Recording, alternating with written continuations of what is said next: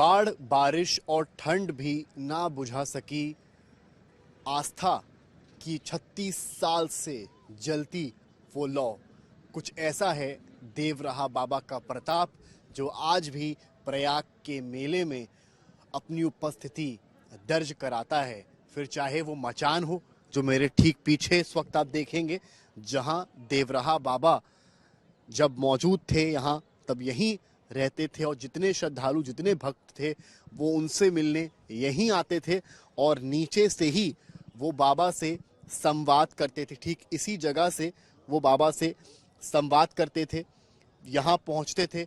और ये भी कहा जाता है कि इस मंच के पास आकर यहाँ जब वो बाबा से आज भी एक संवाद स्थापित होता है, भले बाबा ना हो लेकिन वो सनातन की आस्था आज भी जीवंत है, वो बाबा का आशीर्वाद आज भी जीवंत है।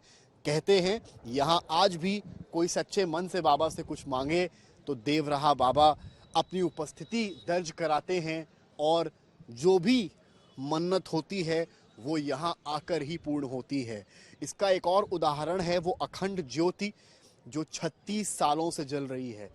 ये वो क्षेत्र है जो हर साल बाढ़ से ग्रसित होता है, घुटने क्या सिर के ऊपर तक पानी आता है, लेकिन माँ गंगा अखंड ज्योति जो आपको टावर के ऊपर दिखाई पड़ेगी, वो ऐसी जगह स्थापित है, वो 24 घंटे पिछले 36 साल से लगातार जल रही है।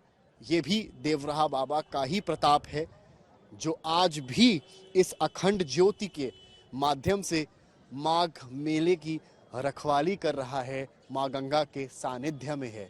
इतना ही नहीं, भोलेनाथ शिवशंकर भी यहाँ विराजमान हैं।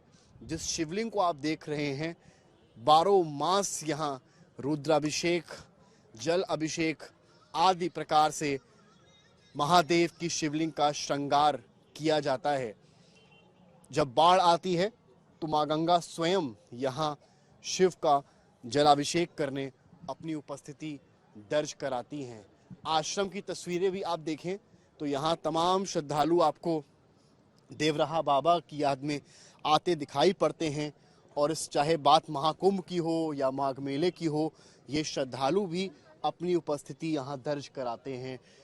जिस तरीके से यहाँ आप देखें तो यहाँ भोग प्रसाद की व्यवस्था भी हर वक्त श्रद्धालुओं के लिए रहती है और लगातार यहाँ हवन पूजन वो सभी चीज़ें यहाँ चलती रहती हैं। हम भी अपनी उपस्थिति आज यहाँ दर्ज करा रहे हैं। और जिस तरीके से मचान की तस्वीर आप पीछे देखेंगे, वो अपने आप में एक इतिहास है। रामदास जी इस वक्त हमारे साथ मौजूद हैं। रामदास जी उस नींव को आज भी आगे लिए जा रहे हैं। रामदास जी, आपका बहुत बहुत अभिनंदन है आज तक न्यूज़ चैनल्स पर।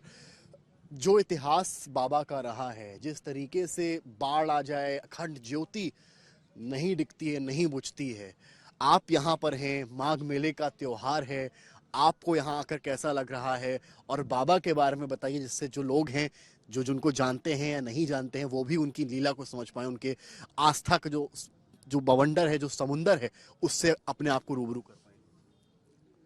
भैया जय सिया राम आपको और आपके सभी दर्शकों को। मैं आया नहीं हूँ, मैं यहीं रहता हूँ। मैं वर्ष पर्यंत बाबा का यह पावन मंच यहाँ से कहीं जाता नहीं है, तो बाबा के इस पावन मंच की सेवा में रहता हूँ।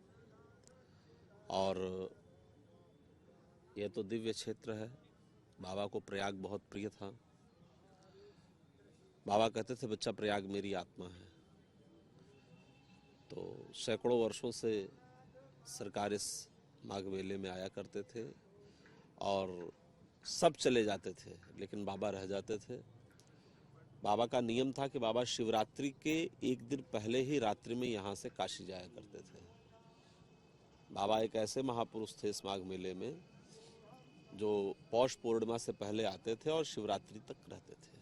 मचान भी बाबा की यहाँ श्रद्धालुओं को कहते हैं मन्नत पूरी होती है। सामने अखंड ज्योति है जो लगातार जलती है, उसके बारे में बताएं, क्या महत्व है? भैया बाबा का ये जो पावन मंच है, बाबा जब जाने लगे मतलब संसार से, जब बाबा ने अपने शरीर को छोड़ा और सूक्ष्म रूप में प्रवेश किया स्थूल को छोड़ करके, तो सरकार ने कहा कि बच्चा मेरा मंच जहाँ भी रहेगा वो मंच मेरा ही स्वरूप है, मंच का दर्शन अर्थात मेरा दर्शन। तो आज भी प्रत्यक्ष है, जितने भक्त आते हैं, जितने लोग आते हैं, सभी का ये मानना है कि सभी का ये कहना है, सभी का ये विश्वास है कि हम जो भी यहाँ बाबा के मचान के सामने जो भी प्रार्थना करते हैं, सरकार हमारी हर प्रार्थना को स्वीकार करते हैं।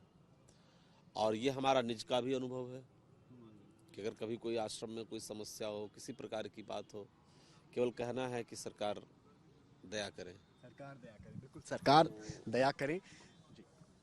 तो आज भी वो चीज़ें प्रत्यक्ष हैं। तो बाबा जहाँ भी रहा करते थे वहाँ अखंड ज्योत जलती रहती थी। तो यहाँ भी जब मंच बना सरकार का, यह मंच बाबा के स्वप्नावदेश से ही स्थापित हुआ प्रयाग में। तो जब बाबा का मंच यहाँ बना तो ज्योत जलती थी।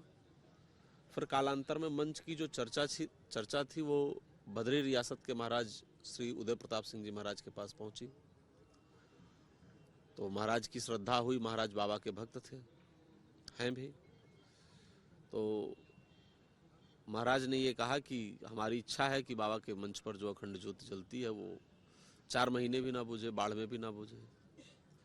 फिर यहाँ एक लकड़ी के स्तंभ की स्थापना उन्होंने कराई और उस लकड़ी के स्तंभ पर ये अखंड ज्योति प्रज्वलित की गई। और 10-12 वर्षों के पश्चात गत वर्ष महाकुंभ जब लगा तो मुंबई के एक भक्त आए, उन्होंने देखा कि लकड़ी का खंभा कमजोर हो रहा है, तो इन्होंने फिर उसको लौह स्तंभ पर स्थापित करवाया महेंद्र सिंह कनौडिया ने, और तब से ये प्रज्वलित है। लगभग 20 वर्षों से ये प्रज्वलित है। अखंड ज्योति तो मूल रूप से हमारे सनातन धर्म के अस्मिता की पहचान है, अस्तित्व की पहचान है, क्योंकि हम ज्ञान का प्रयोग जो है वो अज्ञान को मिटाने के लिए करते हैं और दीप का प्रयोग हम अंधकार को मिटाने के लिए करते हैं। तमसो मां ज्योतिर्गमय की अवधारणा से उत्प्रोत जो सनातन संस्कृति है, यह जो है उसी का जो है प्रतिनिधित्व कर रही है। इसके पीछे यही एक उद्देश्य है कि संपूर्ण विश्व में सनातन संस्कृति के जो मानवीय मूल्य हैं, जिनसे मानवता पोषित है, जिन सिद्धांतों पर मानवता जीवित है, उन सिद्धांतों को ये अपने प्रकाश से आलोकित करते हुए संपूर्ण विश्व में फैलाए, क्योंकि संपूर्ण विश्व को आज मानवता की तलाश है। और मानवता के जो मूल सूत्र हैं वो केवल सनातन संस्कृति में ही है, क्योंकि यही एकमात्र ऐसी संस्कृति है जो ये कहती है कि सर्वे भवन्तु सुखिनः। बहुत शुक्रिया आपका बात करने के लिए। सर्वे भवन्तु सुखना, और उसके साथ ही साथ बाबा का वो आशीर्वाद जिसे लेने लाखों करोड़ों की संख्या में श्रद्धालु यहाँ हर मेले में, चाहे कुंभ हो चाहे माघ हो, वो यहाँ आते हैं और बाबा का आशीर्वाद लेकर खुद को धन्य करते हैं। कैमरामैन संजय के साथ समर्थ श्रीवास्तव, प्रयागराज आज तक।